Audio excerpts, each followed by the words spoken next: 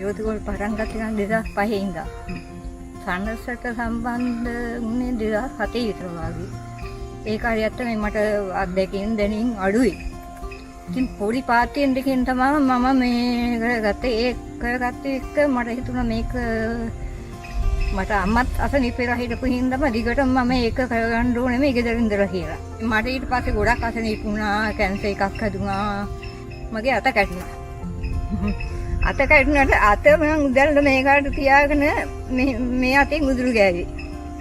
මටත් මේ 30000 හම්බුන එකෙන් මට ගොඩක් ලොකු හේවයක් වුණා.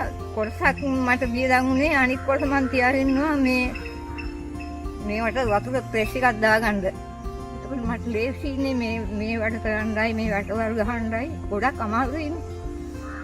මම ඔය ලීයක් කැපුවත් ඔක්කොම මගේ ශ්‍රමයෙන් තමයි මගේ තනිය මම කාටවත් අඬ ගහන්නේ.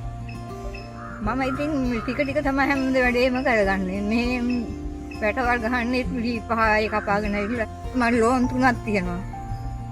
ශනික ණය 50ක් ගත්තා. ලක්ෂ 2ක ණයක් තියෙනවා. අය ඔය 30000 ණයයි.